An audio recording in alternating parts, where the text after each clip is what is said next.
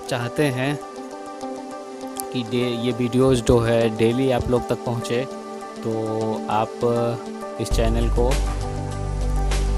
Subscribe कर सकते हैं। और इसे सब्सक्राइब करने के लिए आप YouTube ओपन कीजिए, और YouTube ओपन करने के बाद यहाँ पे सर्च पे क्लिक कीजिए। सर्च पे क्लिक करने के बाद यहाँ पे आप ए इन्फिनिटी INFINITY ए इन्फिनिटी स्पेस दीजिए, स्टडी। ये टाइप करने के बाद इसको सर्च कीजिए, और सर्च करने के बाद यहाँ पे इन्फिनिटी स्टडी पे क्लिक कीजिए, और क्लिक करने के बाद यहाँ पे आप इस चैनल पे क्लिक कीजिए, इन्फिनिटी स्टडी पे। और यहाँ पे देखिए आपको सब्सक्राइब का बटन दिख रहा है, तो आप यहाँ पे सब्सक्राइब कीजिए। और सब्सक्राइब करने के बाद यहाँ पे बेल आइकॉन दिख रहा है, तो बेल आइकॉन पे क्लिक कीजिए और यहाँ पे ऑल पे क्लिक कीजिए। ओके, अब ये आपको कोई भी नोटिफिकेशन मिलेगा तो आपको पहुँच जाएगी। ओके, तो इस तरह से आप चैनल को सब्सक्राइब कर सकते हैं। ओके, और इसके बाद आप लोग को नीचे प्लेलिस्ट दिखेगी। ये देखिए, mission 10th state board exam. तो इस सेक्शन में 2 प्लेलिस्ट हैं, तो आपको मैथ और साइंस में से जिसकी भी क्लास करनी हो तो आप उस प्लेलिस्ट पे क्लिक कर सकते हैं। ओके, और क्लिक करने के बाद आप लोग को सारे वीडियो जो है सीरियल वाइज मिल जाएंगे और चैप्टर वाइज मिल जाएंगे। ओके, ये देखिए, ये है जनरल साइंस के प्लेलिस्ट, और यहाँ पे ये मैथ्स के प्लेलिस्ट। ओके, तो आप जिसकी भी क्लास करनी चाहते हैं तो उसका प्लेलिस्ट पे क्लिक करके आप पूरा का पूरा वीडियोस देख सकते हैं। Hello guys, good morning everyone, welcome to Infinity Study first step of success. स्वागत है आप सभी का India's online education Infinity Study पे। और जैसा कि आप सभी जानते हैं कि it's a part of Aditya Infinity group. चलिए, तो मंडे टू सैटरडे जो है आपका सेशन होता है कि जिसमें हम लोग जो है 2 चैप्टर को कंप्लीट कर चुके हैं। आज हम लोग जो है तीसरा चैप्टर स्टार्ट करने वाले हैं, और उस तीसरा चैप्टर का क्या नाम है?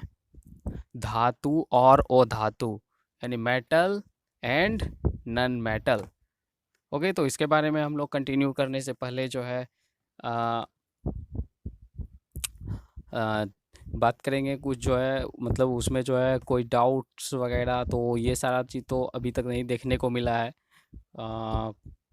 बहुत ही जो है कम स्टूडेंट ने मतलब डाउट के बारे में जो है कंप्लेन किया है, तो उम्मीद है कि आप लोग को जो है वीडियो के साथ ही सारे डाउट्स क्लियर हो जाते होंगे। ओके, या फिर आप लोग बहुत ही कम देखते होंगे, 2 बात हो सकती है। ओके, तो चलते हैं नेक्स्ट चैप्टर पे। ओके,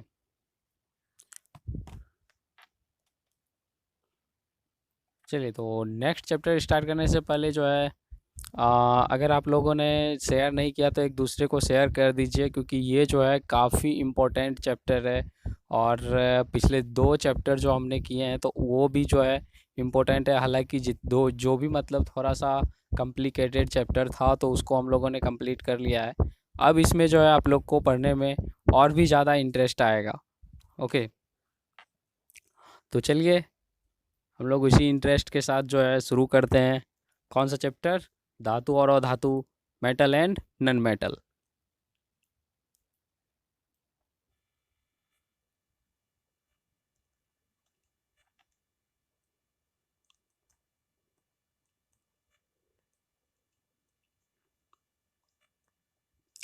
ओके, तो ये है आप लोग का धातु और अधातु। ओके, यानी इसको क्या बोलते हैं? मेटल।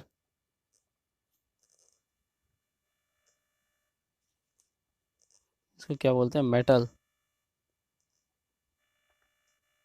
मेटल, और क्या बोलते हैं इसको? Non metal.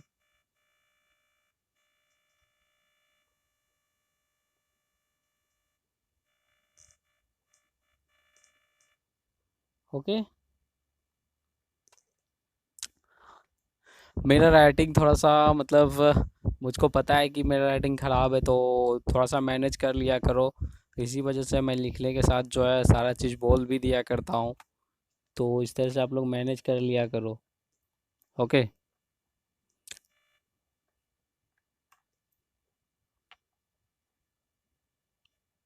चलिए तो बात करते हैं इसमें।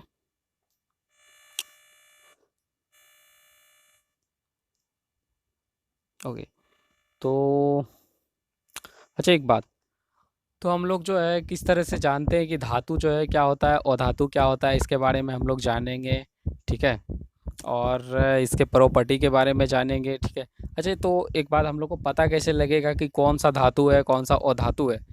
तो इसको जो है ना, इसको वर्गीकृत करने के लिए उसके कुछ जो है प्रॉपर्टीज हैं। और प्रॉपर्टीज कौन से हैं? दो तरह के प्रॉपर्टीज हैं। पहला प्रॉपर्टीज है आपका फिजिकल प्रॉपर्टीज, जिसको बोलते हैं भौतिक गुणधर्म। और दूसरा है आपका केमिकल प्रॉपर्टी, जिसको बोलते हैं रासायनिक गुणधर्म। ओके। गुणधर्म की बात करें तो हर किसी का जो है अपना एक गुण होता है। ठीक है। उसी को जो है हम लोग गुणधर्म बोलते हैं। ओके। चलिए तो जानते हैं। सबसे पहले हम लोग जानेंगे फिजिकल प्रॉपर्टी के बारे में, यानी धातु के भौतिक गुण के बारे में। उसके बाद देखेंगे अधातु के भौतिक गुण। ठीक है। उसके बाद आंसर क्वेश्चंस को देखेंगे हम लोग। ओके। तो बात करें धातु के भौतिक गुण के बारे में, तो यहाँ पे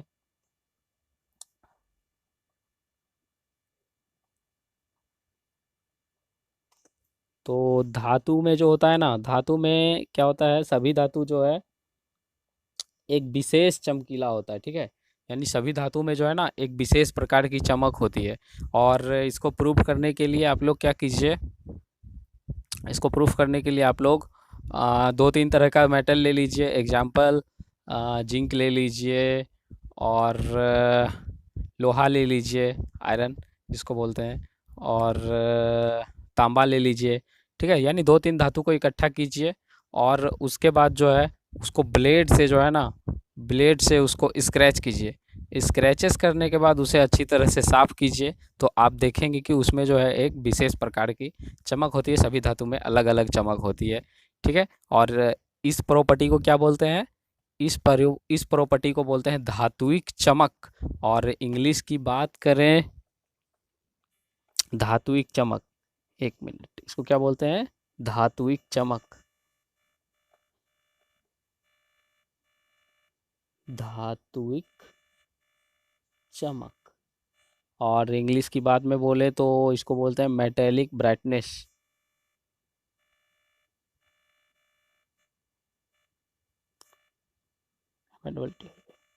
metal brightness, metal brightness. Okay. तो धात्विक चमक के बाद अब हम लोग देखते हैं कि और इसका कौन सा प्रॉपर्टीज होता है। ओके। धात्विक चमक हो गया।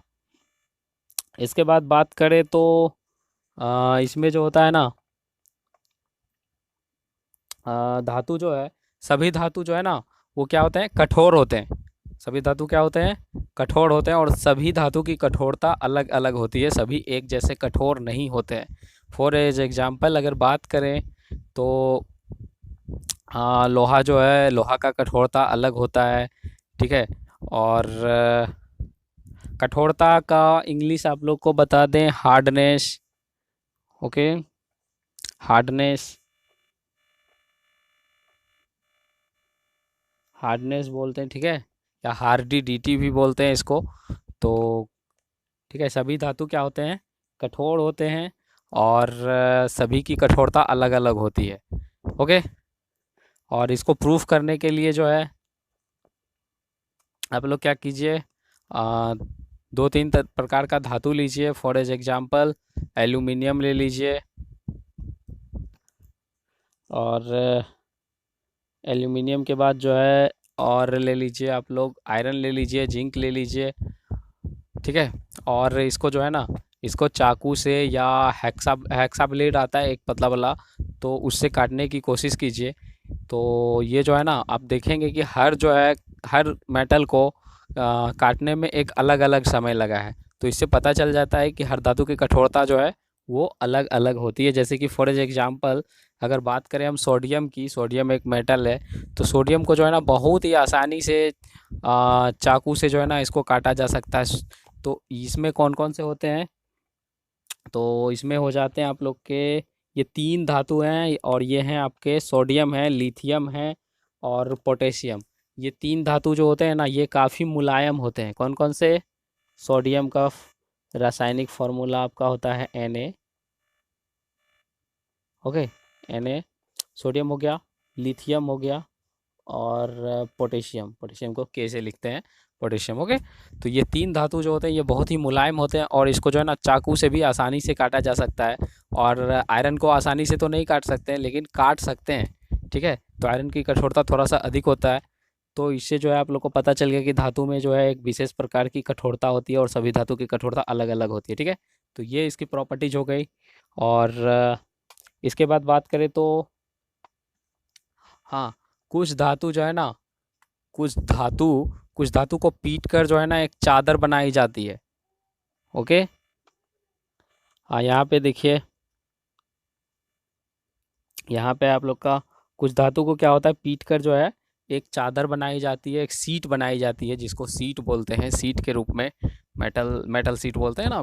मतलब बहुत सारे आप अगर गांव में गए होंगे तो देखते होंगे कि मतलब छत के ऊपर जो है बहुत सारे चढ़ाए होते हैं, जिस मतलब छत जिसका कि छत नहीं होता है, तो वो अपने घर पे उसका यूज करते हैं।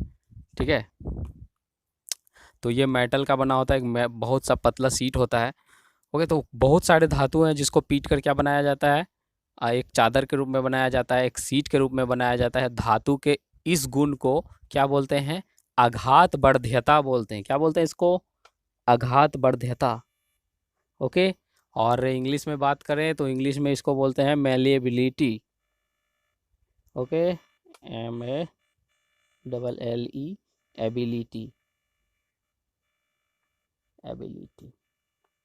ओके, तो मेलिएबिलिटी हो गया, और इसी को हिंदी में क्या बोलते हैं, आघात वर्ध्यता बोलते हैं। यानी इसमें आप लोग लिखिएगा धातु का वैसा गुण जिसमें पीटकर उसे एक सीट के रूप में बनाया जाता है, या जिसे पीटकर उसे एक चादर के रूप में बनाया जाता है, तो उसे क्या बोलते हैं, आघात वर्ध्यता बोलते हैं, या फिर इंग्लिश बोले तो मेलिएबिलिटी बोलते हैं। ओके, अब बात करें धातु का और क्या प्रॉपर्टी होता है, तो अच्छा एक बात और, आपने तो तार देखा ही होगा, बिजली का जो तार होता है तो वो कितना पतला पतला होता है, वो भी तो एक धातु है, मेटल का बना होता है, जैसे कि एल्युमिनियम का, कॉपर का, तो ये सारे तो धातु हैं।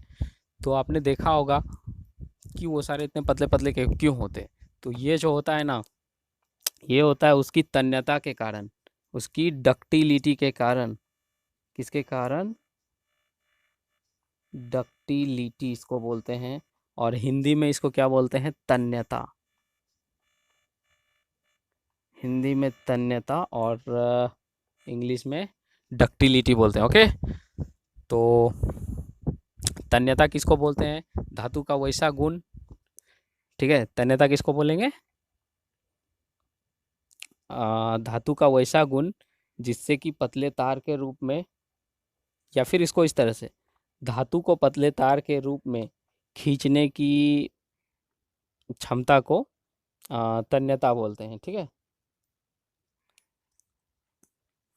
धातु को पतले तार के रूप में खींचने की क्षमता को तन्यता बोलते हैं, यानी जितना उसको हम खींच सकते हैं उतना उसकी तन्यता अधिक होगी।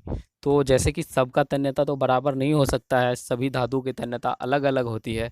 तो बात करें यहाँ पे आ, इसके अलावा यहाँ पे कुछ नहीं है।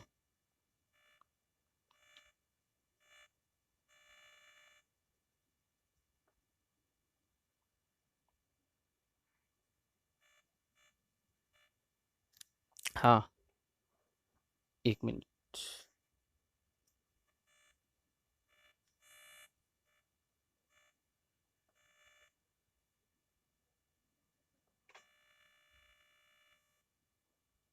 ये देखिए यहाँ पे,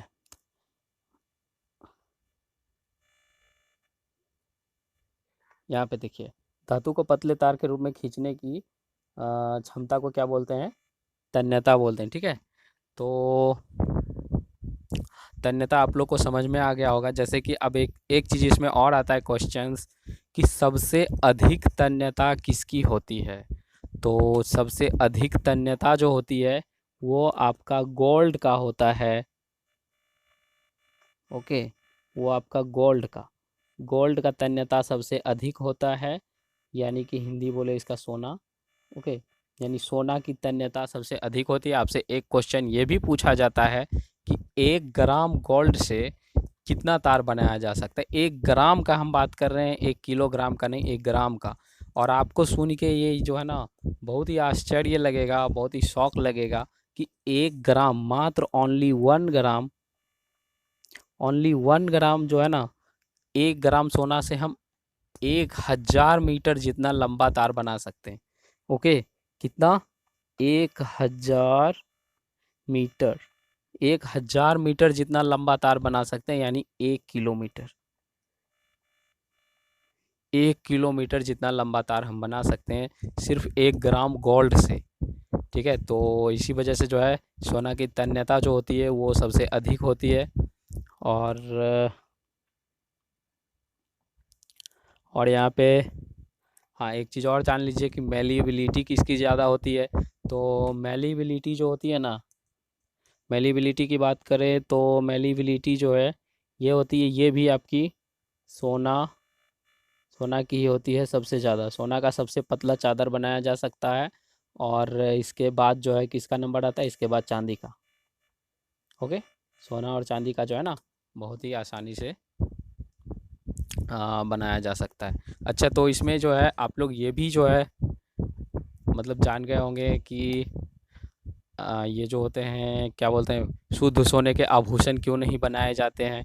क्योंकि सोना जो होता है ना, सोना नर्म होता है, थोड़ा सा नर्म तो होता है, लेकिन ये जो है ना इसकी डक्टिलिटी बहुत ज़्यादा होती है। अगर शुद्ध सोना पहले नंबर ये जान लीजिए कि कितने कैरेट का होता है। तो शुद्ध सोना की बात करें तो शुद्ध सोना जो होता है वो 24 कैरेट का होता है, 24 कैरेट। इसको क्या बोलते हैं, कैरेट। कभी कभी आपसे क्वेश्चन में पूछ लेते हैं कि शुद्ध सोना कितने कैरेट का होता है, तो 24 कैरेट का। और कभी कभी ये भी पूछ लेते हैं कि सोने की शुद्धता किस में नापी जाती है, तो कैरेट में नापी जाती है। गोल्ड का क्या बोलते हैं उसको, प्यूरिफिकेशन, ठीक है, या प्यूरिटी। तो गोल्ड का प्यूरिटी जो है किस में नापा जाता है, कैरेट में। ओके, तो इसके बाद जो है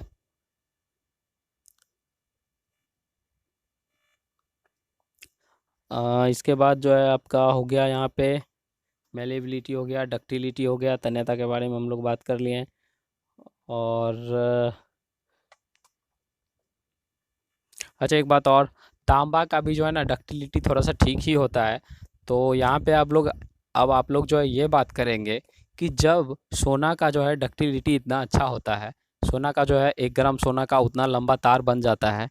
ओके, तो यहाँ पे जो है हम लोग सोना का ही तार क्यों नहीं यूज करते हैं। ओके, हम लोग क्यों जो है तांबा का यूज करते हैं। तो यहाँ पे जो है ना तांबा जो होता है वो थोड़ा सा सस्ता होता है।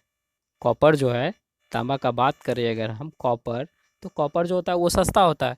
और उसके कंपेयर में यानी उसकी तुलना में जो है सोना होता है वो काफ़ी महंगा होता है। इसी वजह से जो है हम लोग क्या करते हैं, सोना का डक्टिलिटी, सोना का तन्यता जो है वो अधिक होने के कारण भी हम लोग किसका तार यूज करते हैं, तांबा का तार यूज करते हैं। तो ये भी आपसे क्वेश्चन में पूछा जाता है कि हम लोग तांबे का तार क्यों उपयोग में लाते हैं। तो इसके बाद एक चीज़ और है आपका, हाँ, तो इसका फिजिकल प्रॉपर्टी की बात करें तो एक और होता है क्या, मेटल जो होता है ना, मेटल मेटल हीट और इलेक्ट्रिसिटी। यहाँ पे बात करें हीट और इलेक्ट्रिसिटी,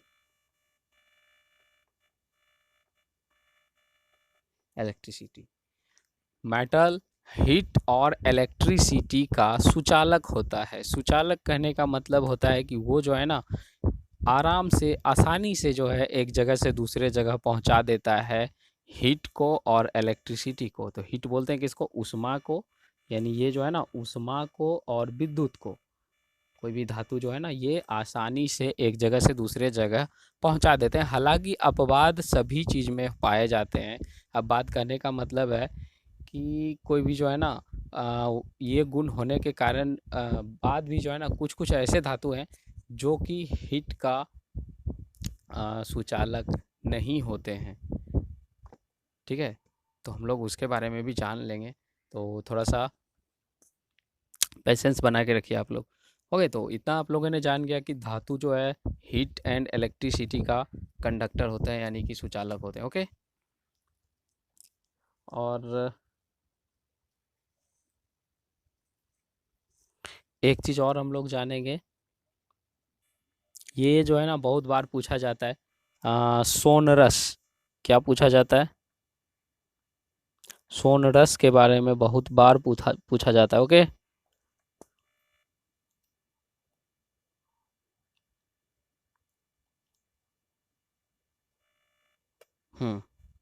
तो यहाँ पे जो है अब हम लोग जानेंगे सोनरस किसको बोलते हैं। पूछा जाता है आप लोग से कि धातु सोनरस क्या है। ठीक है, तो सोनरस जो है ना, मतलब सोनरस कहने का मतलब है कि ये एक सोनरस कहने का मतलब है कि जब धातु जो है ना, धातु कोई भी कठोर सतह से जब टकराती है, सतह कहने का मतलब है कि कोई भी कठोर थिंग्स, यानी कोई एनी थिंग्स, यानी किसी भी कठोर थिंग्स से जब टकराती है तो उसमें एक विशेष प्रकार की आवाज़ उत्पन्न होती है।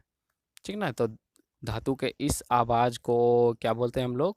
सोनरस बोलते हैं, या इसको क्या बोलते हैं, या फिर इसको बोलते हैं ध्वनिक। क्या बोलते हैं इसको? ध्वनिक बोलते हैं। ठीक है, तो इसको किस तरह से डिफाइन करेंगे? इसको डिफाइन हम लोग करेंगे कि धातु को कठोर सतह से टकराने पर आवाज उत्पन्न करने की क्षमता को ध्वनिक या सोनरस कहते हैं।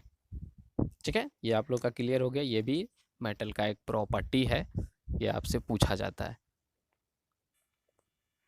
इसके बाद बात करें हम, हाँ, अब जो है मैंने आपको बताया था कि धातु जो है कठोर होते हैं, लेकिन कहते हैं ना कि अपवाद सभी चीज़ में होते हैं। कोई ना कोई जो है ज़रूर बचा हुआ रहता है, तो वही बात यहाँ पे है। अब देखिए, यहाँ पे मैंने आपको बताया धातु कठोर होता है। ओके, ये चलो आप लोगों ने मान लिया, मैंने भी मान लिया। ठीक है, धातु कठोर होता है, लेकिन इसके अलावा जो है मरकरी की बात करें, Hg, ये क्या है? ये भी एक धातु है। मरकरी क्या है? धातु है, लेकिन ये ऐसा धातु है जो कि नॉर्मल टेम्परेचर पे, यानी सामान्य तापमान पे, ठीक ना, जिसको कि रूम टेम्परेचर बोला जाता है, कमरे के तापमान, तो सामान्य तापमान पे ये जो है ना, ये कैसा होता है? ये द्रव अवस्था में पाया जाता है। ये द्रव अवस्था में पाया जाता है, यानी लिक्विड। ये मात्र एक मतलब ये जो है ना, मात्र एक ऐसा मतलब धातु है ना जो नॉर्मल टेम्परेचर पे लिक्विड अवस्था में पाया जाता है, द्रव अवस्था में पाया जाता है। तो ये आपसे क्वेश्चन बनता है, वह कौन सा धातु है जो सामान्य तापमान पे द्रव अवस्था में पाया जाता है? तो आप लोग सीधा बोल देंगे क्या? Hg, यानी Hg कहने का मतलब है मरकरी। इसको क्या बोलते हैं? मरकरी। Okay, mercury. तो मरकरी एक ऐसा धातु है जो सामान्य तापमान पे द्रव अवस्था में पाया जाता है। ओके, और हाँ, तो ये थे धातु के कुछ प्रॉपर्टी जिसके बारे में हम लोगों ने जाना। और अगर बात करें हम अब अधातु की, तो अधातु जो होता है वो जस्ट इसका उल्टा होगा, यानी जस्ट इसका अपोजिट, विपरीत होगा। ठीक है, तो वो धातु की संख्या जो है धातु से कम होती है। ओके,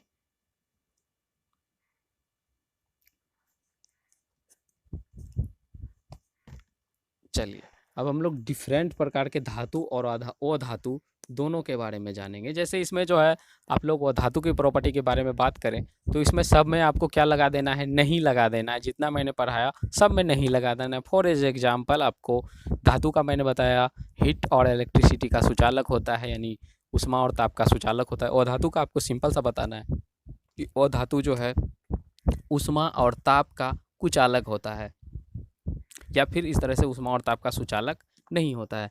उसी तरह से आप बोलेंगे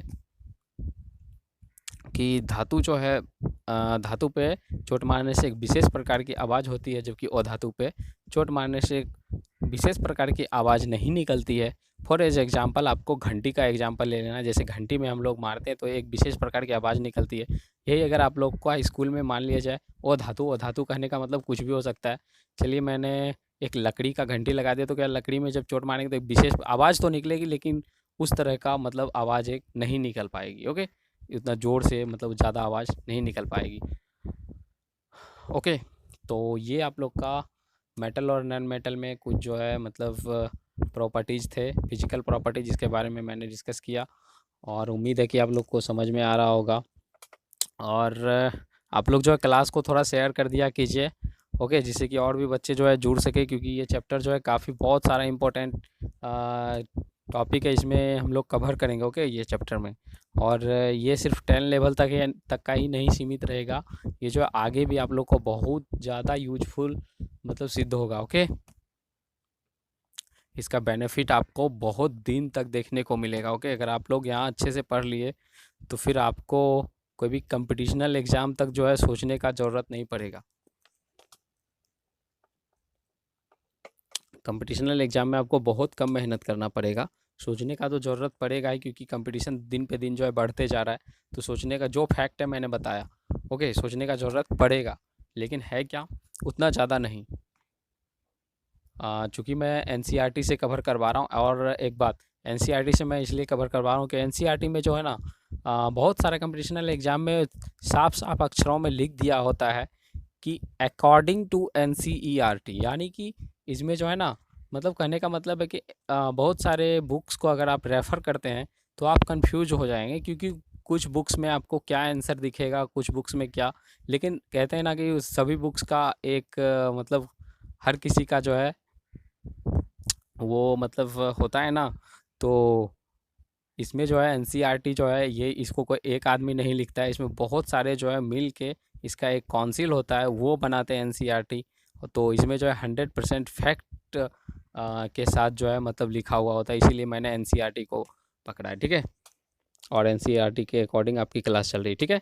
तो बात करें एक और, अब हम लोग क्या करेंगे, ऑब्जेक्टिव टाइप क्वेश्चंस कुछ जो है डिस्कस कर लेते हैं, जो कि आपका एग्जाम में पूछा जाता है सीधा सीधा। जैसे कि क्वेश्चंस आपसे पूछ देगा कि वह कौन सा अधातु है जो कि सामान्यतः एक बात आप जान लीजिए कि अधातु जो होते हैं ना, अधातु की संख्या धातु से कम होती है। सबसे पहले तो ये एक फैक्ट है, इसको जान लीजिए। अधातु कम होंगे, धातु अधिक होंगे, सबसे पहला बात तो ये। दूसरा बात है कि सभी प्रकार के अधातु जो होते हैं वो या तो ठोस होते हैं या फिर गैसीय अवस्था में होते हैं, ठीक है। लेकिन इसके अतिरिक्त जो है ब्रोमीन, ब्रोमीन की बात करें तो ब्रोमीन एक ऐसा अधातु है, ब्रोमीन एक ऐसा अधातु है जो कि रूम टेम्परेचर पे यानी सामान्य तापमान पे द्रव अवस्था में पाया जाता है, ठीक है, यानी द्रव अवस्था में पाया जाता है, लिक्विड। अच्छा एक बात और, ये आप मरकरी को लेकर कंफ्यूज नहीं कीजिएगा, क्योंकि मरकरी जो था वो धातु था, वो मेटल में मैंने पढ़ाया था आपको। मरकरी जो था ये आपको मेटल में मैंने पढ़ाया, ये धातु, ठीक है। अगर पूछे आपसे कौन सी धातु द्रव अवस्था में पाई जाती है तो आपको मरकरी मारना है, एजी मारना है, ठीक है। लेकिन अगर पूछे कि कौन सी अधातु है जो सामान्य तापमान पर द्रव अवस्था में पाई जाती है तो आपको ब्रोमीन पे टिक करना है, ठीक है। ये आप अच्छे से समझ लीजिए, कंफ्यूज इसमें बहुत मतलब स्टूडेंट को कन्फ्यूजन होता है, ओके। और इसके अलावा बात करें अधातु में तो यहाँ पे चलिए, हाँ, अब यहाँ पे हम लोग देखते हैं,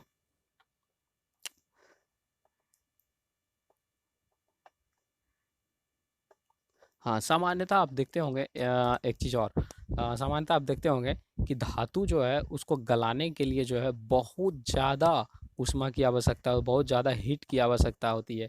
फॉर एग्जाम्पल अगर मान लीजिए आपको आयरन को गलाना है, ठीक है, अगर आयरन को आपको गलाना है, ठीक ना, आप लोग इतना तो जानते होंगे ना कि मतलब आयरन को जब ढाला जाता है तो उसको गलाया जाता है पहले, उसके बाद जो है उसका जिस मतलब उसको जिस भी शेप में ढालना होता है तो उस शेप में उसको ढाल दिया जाता है। तो आयरन का जो है ना गलनांक जो होता है, वो आयरन का गलनांक होता है कितना, लगभग 1350 के आसपास।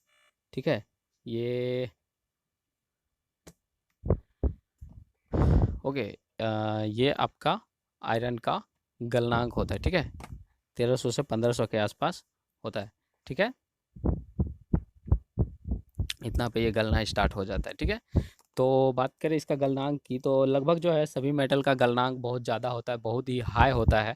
लेकिन दो मेटल ऐसे हैं जो कि बहुत ही नॉर्मल टेम्परेचर पे गलना स्टार्ट हो जाता है।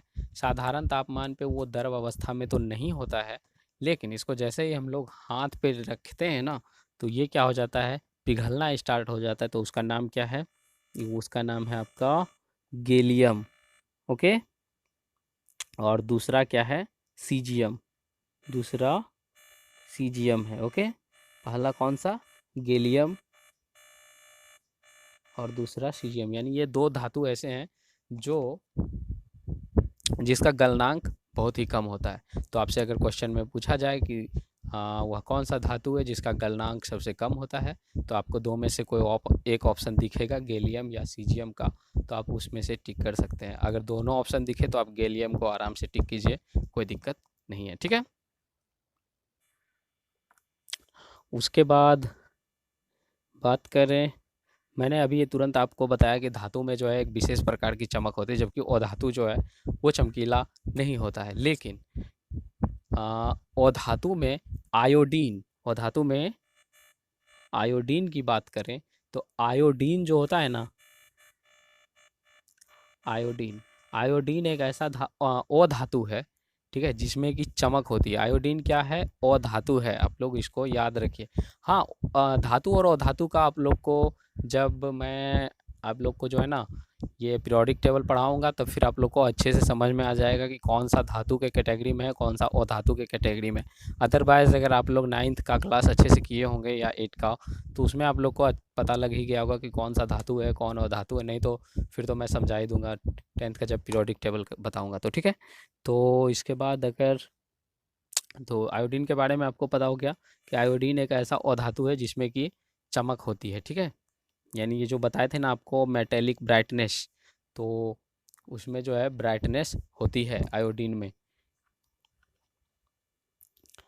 उसके बाद फिर हाँ बात करें एक चीज़ और, मैंने बताया था आप लोग की धातु जो है वो क्या होते हैं, हीट एंड इलेक्ट्रिसिटी, यानी ऊष्मा और विद्युत के सुचालक होते हैं। तो यहाँ पे जो है कार्बन एक अधातु है, लेकिन कार्बन जो है हीट का तो नहीं, लेकिन कार्बन का ही एक अपरूप ग्रेफाइट। सबसे पहले नंबर आप लोग जान लीजिए अपरूप होता क्या है। तो अपरूप मतलब वो होता है कि कार्बन से ही बना हुआ होता है, लेकिन वो जो है उसका प्रॉपर्टी अलग होता है, यानी उसका गुण जो है अलग होता है। तो कार्बन के दो अपरूप हैं, पहला अपरूप है आपका डायमंड यानी हीरा, ओके, और दूसरा क्या है, ग्रेफाइट। इसको हिंदी में भी ग्रेफाइट ही बोलते हैं और इंग्लिश में भी ग्रेफाइट बोलते हैं। ठीक है, ग्रेफाइट। तो हीरा के बारे में तो आप लोग जानते ही होंगे, डायमंड के बारे में, ये काफ़ी ज़्यादा कॉस्टली होता है। ठीक है, और बात करें ना तो दुनिया का सबसे ज़्यादा कठोर पदार्थ की बात करें, धातु और धातु सबको मिला के, तो दुनिया का सबसे ज़्यादा कठोर पदार्थ जो है वो हीरा है। ठीक है, और इसका गलनांक और क्वथनांक सबसे अधिक होता है। मैंने आपको बताया था कि धातु का जो है गलनांक काफ़ी अधिक होता है, लेकिन अधातु जो है इसमें एक अधातु है, ये अपवाद है, हीरा, वो जो है सबसे अधिक कठोर होता है और इसका गलनांक भी सबसे ज़्यादा होता है। ठीक है, उसके बाद फिर बात करें आपको ग्रेफाइट की, तो ग्रेफाइट जो होता है ये होता है आपका कार्बन का ही ये अपरूप है, और ये जो है इसका यूज जो है, इसका यूज कहाँ कहाँ पे होता है वो आप लोग जान लीजिए। तो ग्रेफाइट का यूज होता है बैटरी में। सबसे पहले आप लोग बैटरी में देखे होंगे पुराना वाला टॉर्च जिसके पास होगा, जिसमें कि बड़ा वाला बैटरी लगता था, तो उस बैटरी को आप लोग फोड़ के देखिएगा तो एक जो है छड़ जैसा थोड़ा सा काला जैसा दिखेगा, तो वो ग्रेफाइट का ही छड़ होता है। ओके, और उसमें आसानी से टॉर्च जलता है, तो मतलब समझ लीजिए कि वो जो है क्या कर रहा है, विद्युत का सुचालक कर रहे हैं, यानी विद्युत को एक जगह से दूसरे जगह पहुंचा रहा है। तो इससे आप लोग को पता चल गया होगा कि ये ग्रेफाइट जो है ये क्या है, विद्युत का सुचालक है। ठीक है, जबकि ये हीट का सुचालक नहीं है। अच्छा, उसके बाद ग्रेफाइट का एक और यूज आपको बताएं, तो एक और यूज इसका कहाँ पे है, आप लोग पेंसिल जो लिखते हैं, पेंसिल, ठीक है, जिससे कि आप लोग ड्राइंग करते हो और सीट मतलब जो बनाते हो, तो प्रोजेक्ट बनाते, तो वो जो होता है ना, ये जो ड्राइंग करने के लिए पेंसिल मिलता है, वो भी किस चीज़ का होता है, वो भी आप लोग का ग्रेफाइट का ही बना हुआ होता है। ठीक है, वो भी आपका ग्रेफाइट का ही बना हुआ होता है। किस चीज़ में हुआ, एक तो पहला पेंसिल में और दूसरा किस में, सेल में। सेल बोलने का मतलब जिसको बैटरी बोलते हैं। ठीक है, चलिए अब आप लोग को पता लग गया इसके फैक्ट्स के बारे में। अब इसके अलावा बात करें तो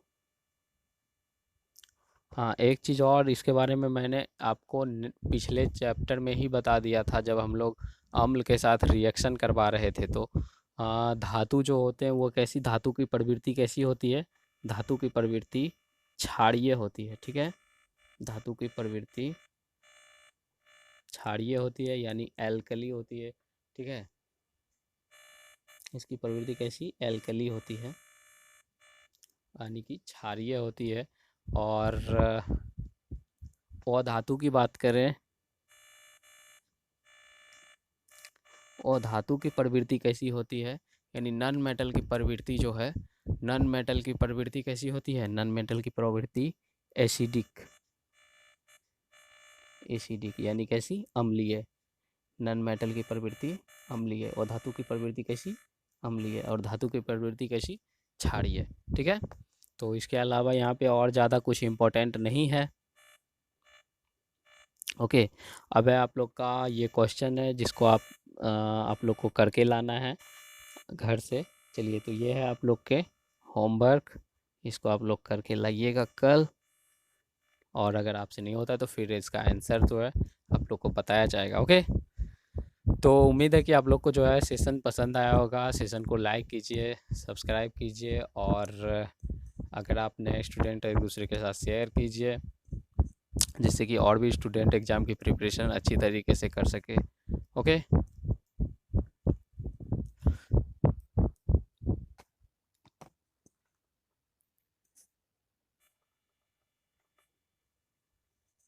और अगर आप इस चैनल पे नए हैं तो चैनल को सब्सक्राइब करें, एक दूसरे के साथ शेयर करें, जिससे कि और सारे स्टूडेंट एग्ज़ाम्स की प्रिपरेशन अच्छी तरीके से कर सके। तब तक के लिए जय हिंद, bye, have a nice day.